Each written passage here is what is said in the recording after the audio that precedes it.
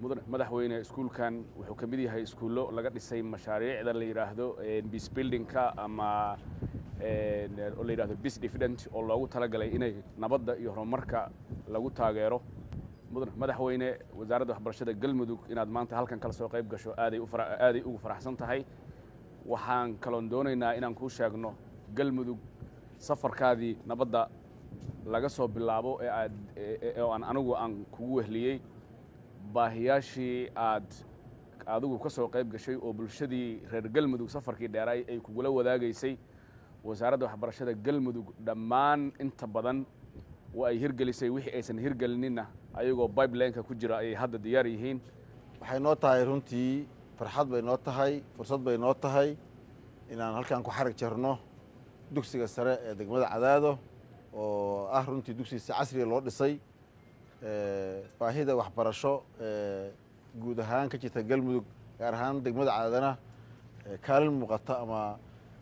qayb weyn ka qaadanaya wasiir waxaan kaga mahad celinaynaa inaad caddaysay baahiyihii waxbarasho ee aan u kuurgalnay dhammaan deegaanada galmudug markii aan marnay inaad ka jawaabteen intooda badan inta dhimanna ay tahay in ku jirta pipeline-ka oo diyaarsan waa ku mahadsan tihiin sidaan u qorshaynay ugu talagalnay in looga jawaabay loona hirgeliyey iskuulaad ama gooba waxbarasho ama ha noqdeen dugsiyada sare ama ha noqdeen dugsiyada dhexe ama midba baahidii jirtay iyo deegaan walba baahidii ka jirtay inaad maaragtay ka jawaabteen sidoo kale waxaan halkaan rabaa inaan ammaan iyo bogaadinba usoo jeediyo wasaaradda waxbarashada tayada waxbarasho ee ay leedahay galmudug oo runtii maantaba ay arday la yidhaahdo axmed cabdiraxmaan axmed uu kaalin keenay weliba uu ku galay imtixaanka ku galay degmada baxdo xilli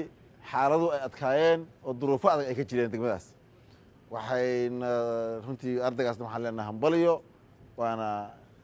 bogaadinaynaa dhiiro gelinaynaa waana garab istaagaynaa insha allah waxaan rajaynayaa inay sidaas iyo si kasii habboon ay ardada iyo tayada waxbarashada galmudug ay wasiir